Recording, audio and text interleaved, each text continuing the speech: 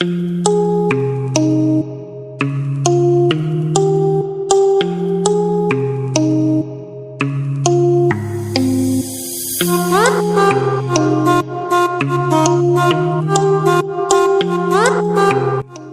നമ്മൾ ഉണ്ടാക്കാൻ പോകുന്ന കാന്താരി ചിക്കൻ കറി.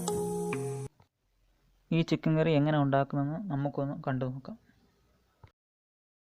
നമ്മുടെ കാന്താരി ചിക്കൻ ഉണ്ടാക്കാനായിട്ട് ചിക്കൻ ആദ്യം ഒന്ന് മാരിനേറ്റ് ചെയ്യണം. ചിക്കൻ മാരിനേറ്റ് ചെയ്യാനായിട്ട് കാന്താരി കുറച്ച് നമ്മുടെ എരിവിന് ആവശ്യത്തിനനുസരിച്ച് കാന്താരി, അതിൻ്റെ കൂടെ 2-3 ചെറിയ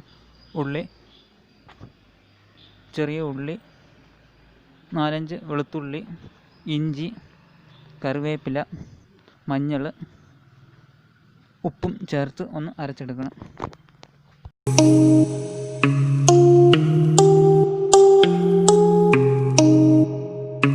ആവശ്യമാണെങ്കിൽ മാത്രം അരയ്ക്കുമ്പോൾ കുറച്ച് വെള്ളം ചേർത്ത് കൊടുക്കാം. വെള്ളത്തിൻ്റെ ആവശ്യം വരത്തില്ല, ആവശ്യമുണ്ടെങ്കിൽ മാത്രം ചേർത്ത് കൊടുത്താൽ മതി.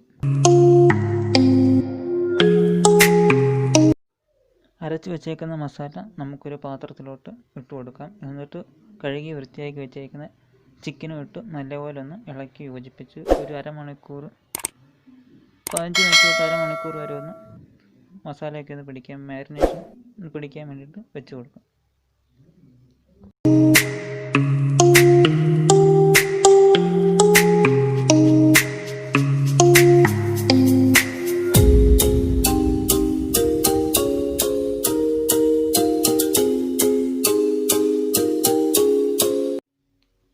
ചിക്കനിൽ മസാല പിടിക്കുന്ന സമയം കൊണ്ട് നമുക്കൊരു പേസ്റ്റ് ഉണ്ടാക്കിയെടുക്കാം. പേസ്റ്റ് ഉണ്ടാക്കാനായിട്ട് ചെറിയൊരു കഷ്ണം ഇഞ്ചി, 4-5 വെളുത്തുള്ളി ഒന്ന് നല്ലപോലെ ചതച്ചെടുക്കാം. അതിനുശേഷം അതിനകത്ത് കുറച്ച് കാന്താരി, എരിവിനാവശ്യമായിട്ടുള്ള കാന്താരിയും കൂടെ ചേർത്ത് ഒന്ന് ചതച്ചെടുക്കാം. ചിക്കൻ്റെ അകത്ത് ഓൾറെഡി കാന്താരി തേച്ചിട്ടുള്ളത് കൊണ്ട് അതിനനുസരിച്ച് ചേർത്താൽ മതി.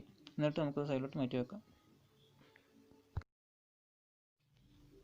അടുത്തതായിട്ട് അടുപ്പിലൊരു പാത്രം ചൂടാക്കാൻ വെക്കാം. പാത്രം ചൂടായി കഴിയുമ്പോൾ ആവശ്യത്തിനുള്ള എണ്ണ നമുക്ക് ഒഴിച്ചു കൊടുത്ത് എണ്ണ ചൂടാവുന്നവരെ വെയിറ്റ് ചെയ്യാം.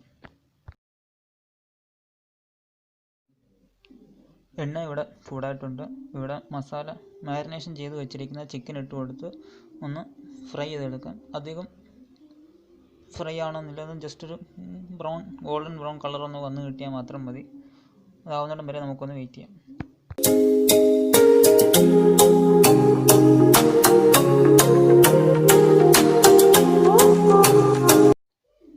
ചിക്കൻ ജസ്റ്റ് ഇതേപോലെ ഒന്ന് കളറ് മാറി കിട്ടിയാൽ മാത്രം മതി. അധികം ഫ്രൈ ആവണമെന്നില്ല, ആയാലും കുഴപ്പമൊന്നുമില്ല, നല്ല ടേസ്റ്റ് ആയിരിക്കും.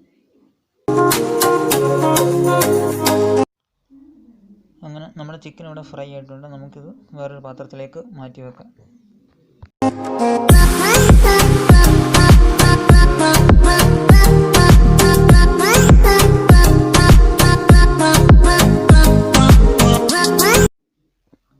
നമ്മുടെ ചിക്കൻ വറുത്ത് വെച്ചേക്കുന്ന അതേ എണ്ണയിലേക്ക് തന്നെ നമുക്ക് കടുക് ചേർത്ത് കൊടുക്കാം.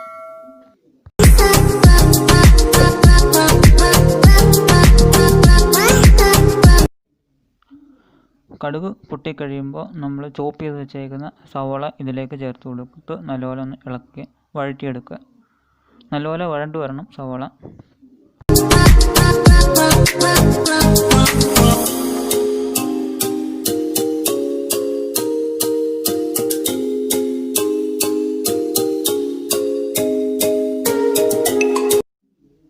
സവാള വഴണ്ട് കഴിയുമ്പോൾ നമ്മൾ അരച്ച് വെച്ചിരിക്കുന്ന കാന്താരി പേസ്റ്റും കൂടെ ഇതിൻ്റെ അകത്ത് ചേർത്ത് കൊടുക്കാം.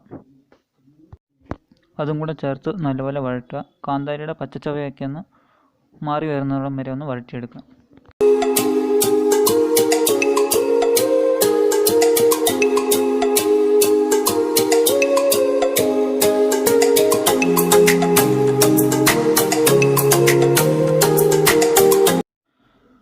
നമ്മൾ കാന്താരി പേസ്റ്റിൻ്റെ പച്ചമണമൊക്കെ മാറി വന്നിട്ടുണ്ട്. അതിലേക്ക് തക്കാളിയും കൂടെ ചോപ്പ് ചെയ്ത് ചേർത്ത് കൊടുക്കാം. നല്ലപോലെ തക്കാളി നല്ലപോലെ വഴണ്ട് യോജിച്ച് വരുന്ന പരുവത്തിൽ ആയി കിട്ടും.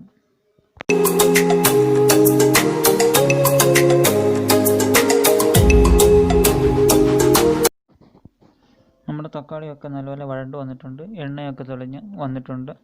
ഇതിലേക്ക് നമുക്ക് മസാല ചേർത്ത് കൊടുക്കാം. മുളക് പൊടിയും ഒന്നും നമ്മൾ ചേർക്കുന്നില്ല. ഇതിൻ്റെ അകത്ത് ആകെ മഞ്ഞൾ പൊടിയും മല്ലിപ്പൊടിയും മാത്രമാണ് നമ്മൾ ചേർത്ത് കൊടുക്കുന്നത്. ഇതിൻ്റെ അകത്ത് കാന്താരി നമ്മുടെ മെയിൻ ഇൻഗ്രീഡിയൻ്റ് ആയതുകൊണ്ട് മാത്രമാണ് നമ്മൾ മറ്റ് മുളക് പൊടിയൊന്നും ചേർത്ത് കൊടുക്കാത്തത്.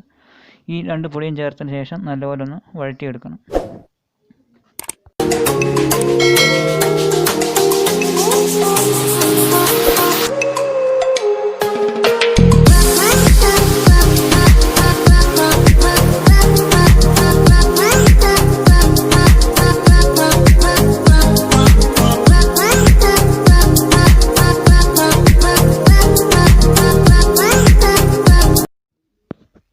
മസാല നല്ലപോലെ വഴണ്ട് കഴിയുമ്പോൾ അതിലേക്ക് വറുത്ത് വച്ചിരിക്കുന്ന ചിക്കനും ചേർത്ത് നല്ലപോലെ ഇളക്കി യോജിപ്പിക്കുക.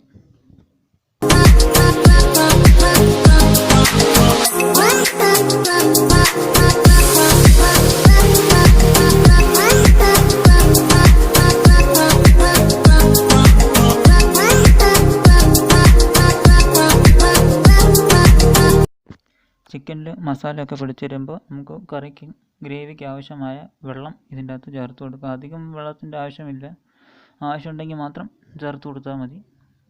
കറിക്ക് പാകമായ വെള്ളവും ചേർത്ത് കൊടുത്ത് നല്ലപോലെ ഇളക്കി യോജിപ്പിക്കുക. ഈ സമയത്ത് ഉപ്പ് ആവശ്യമുണ്ടെങ്കിൽ ശകലം ഉപ്പും കൂടെ ചേർത്ത് യോജിപ്പിച്ചെടുക്കുക.